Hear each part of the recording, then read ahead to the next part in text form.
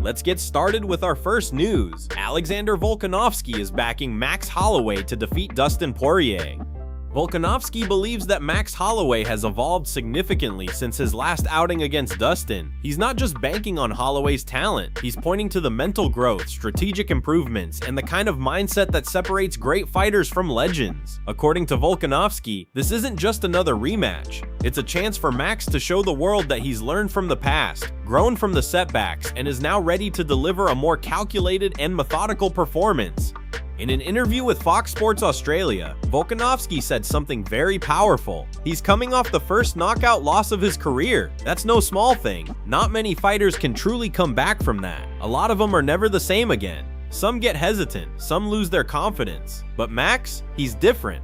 Volkanovski went on to say, "There are only a few guys in this game who can take that kind of adversity and use it as fuel to become even better. Max is one of those guys. He's not just going to bounce back, he's going to evolve."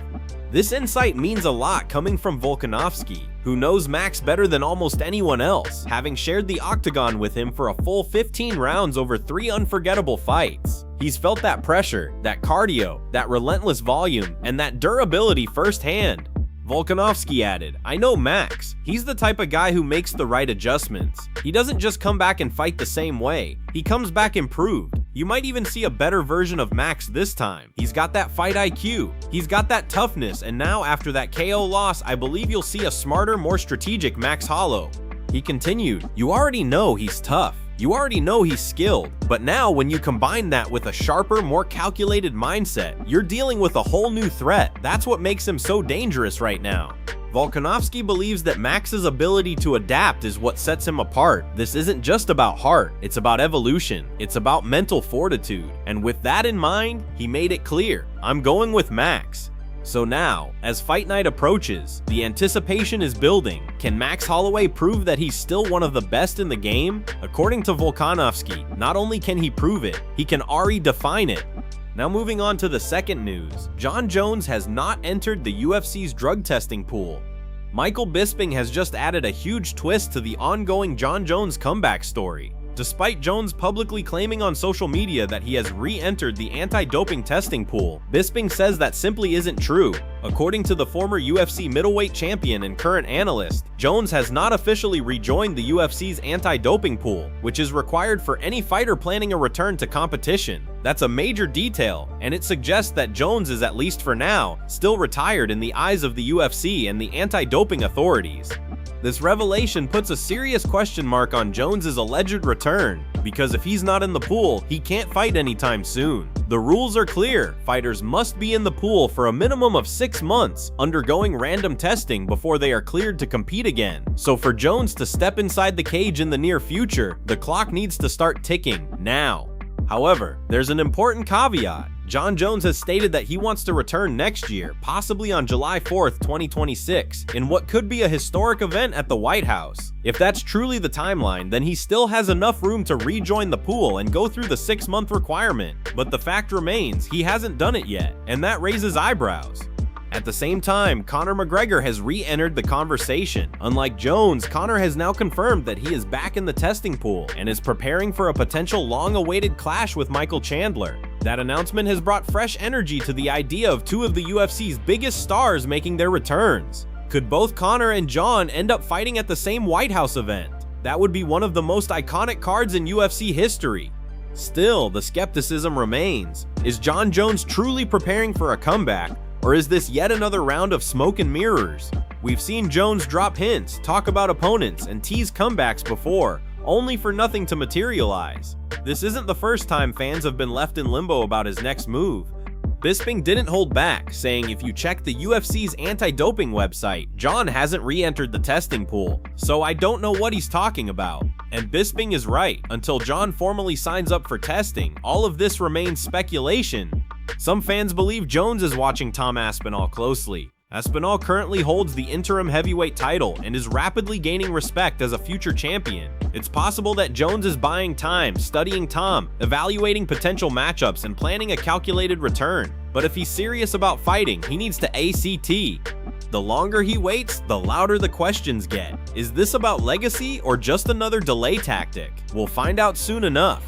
Moving on to our next story, Max Holloway is fired up and laser focused on making another run at UFC Gold after his upcoming showdown with Dustin Poirier.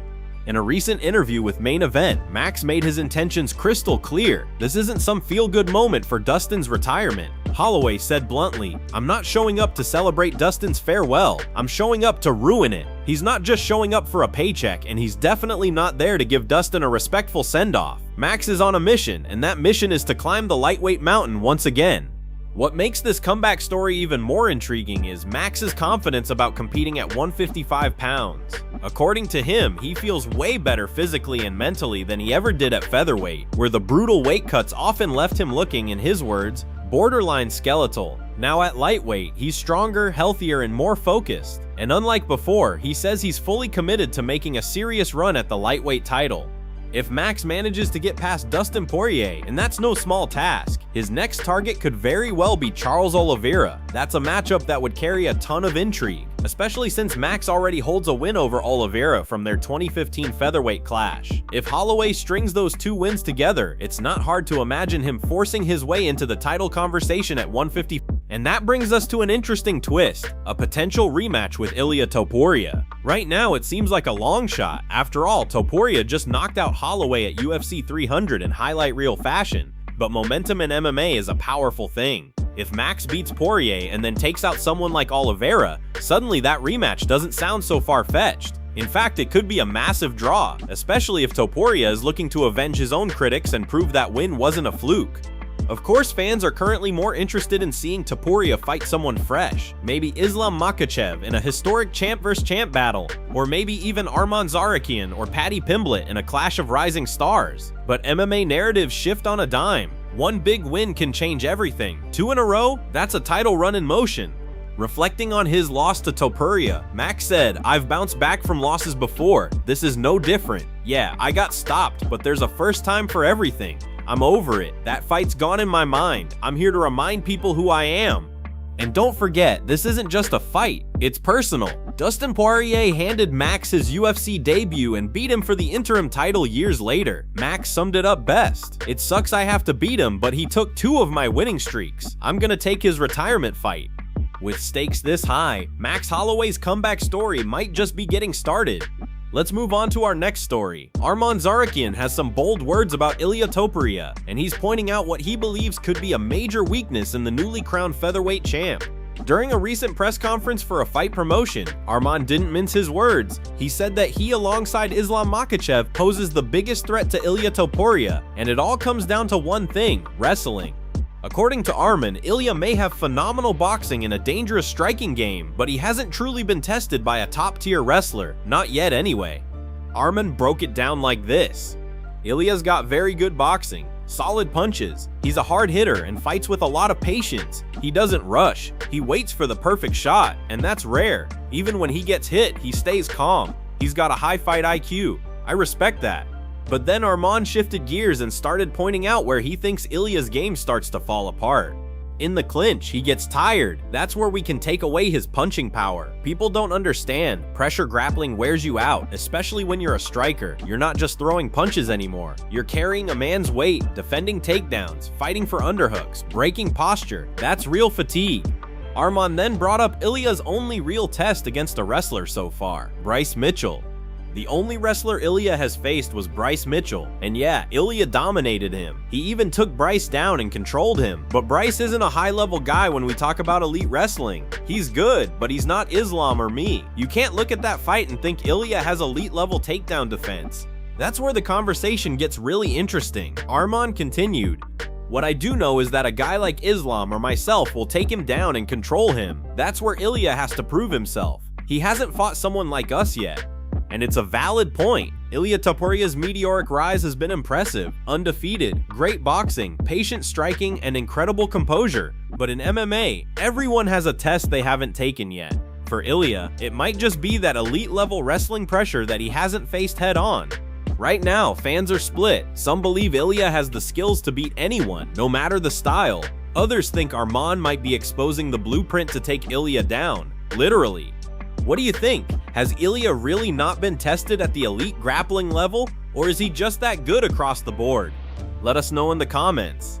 Let's talk about Daniel Cormier's bold statement. He firmly believes that Tom Aspenol needs to fight Jon Jones if he wants to truly cement his legacy as a heavyweight great. While some respected voices in the MMA world, like Demetrius Mighty Mouse Johnson, have argued that Aspenol doesn't need that fight to prove anything, Cormier made a strong counterpoint during a guest appearance on Mighty Mouse's YouTube channel. In his view, the entire lineal championship narrative is broken unless that matchup happens. Cormier explained, "The line breaks when Tom goes from interim to undisputed champion without going through Jon Jones. That's just a fact. Jones never gave Tom the opportunity to prove himself against the man who was considered the greatest." Cormier emphasized that while Aspenol may have the belt and the talent, there's still that gap, a moment in history that was skipped. Without fighting Jones, Aspinall's championship reign in DC's eyes lacks true continuity. Adding to the complexity is the case of Francis Ngannou. Many fans consider Francis the real lineal champion after he defeated Cyril Gane and then left the UFC. Jon Jones then beat Gane for the vacant title, but Francis had never actually lost it. The lineage became murky. Cormier acknowledged that, saying Francis left the division and took the lineal crown with him, but he was ready to fight Jones. It was Jon who wasn't ready to fight him back then, and now the same thing is happening with Tom.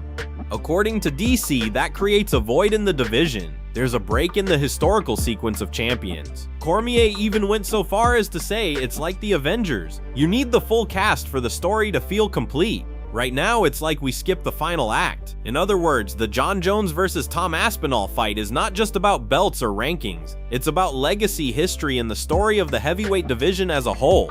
DC didn't stop there. He added, "I wish Jon had fought Tom, but I think he didn't because he just doesn't want to put in the work anymore." That's a heavy accusation, implying that Jones may be looking to preserve his legacy rather than challenge it against a dangerous, hungry contender like Aspenol. Of course, some fans have fired back, saying the lineal title already broke when Francis left. Once he exited, the belt was technically vacant, and Jon Jones beating Cyril Gane at UFC 285 made him the new king. But DC's argument isn't just about titles, it's about validation. Without facing Jones, Aspenol may always have that asterisk next to his name in the eyes of many. What do you think? Does Aspenol need Jon Jones to seal his legacy? Or has he already proved enough?